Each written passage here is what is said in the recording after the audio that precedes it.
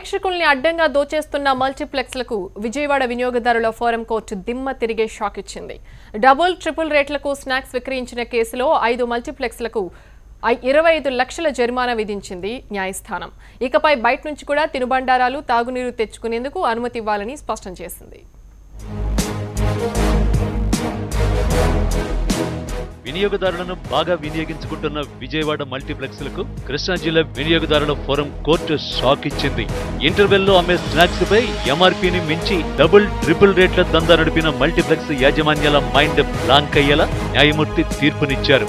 Snacks ను అధిక రేట్లకు అమ్మిన కేసులో 5 మల్టీప్లెక్స్లకు కలిపి మొత్తం 25 లక్షలు ఫైన్ వేశారు. ఈ మొత్తాన్ని 2 నెలల్లోపు జిల్లా వినియోగదారుల ఫోరం దగ్గర జమ చేయాలని ఆదేశించారు.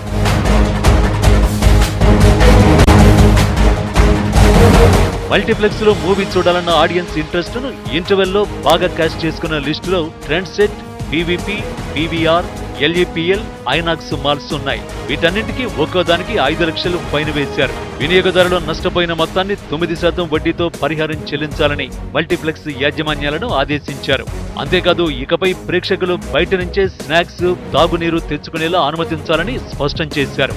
కన్స్యూమర్ కోర్టు ఇచ్చిన ఆదేశాలను అమలు చేసే బాధ్యతను న్యాయమూర్తి తూనికలు, కొలతల శాఖకు అప్పగించారు.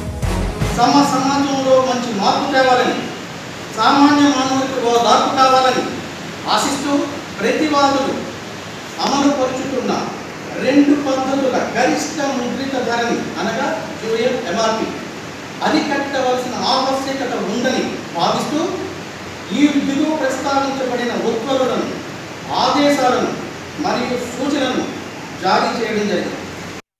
థియేటర్ల దోపిడీకి ఈరోజు అరికట్టడానికి ప్రభుత్వం కూడా ముందుకు వచ్చిందని తెలుస్తుంది.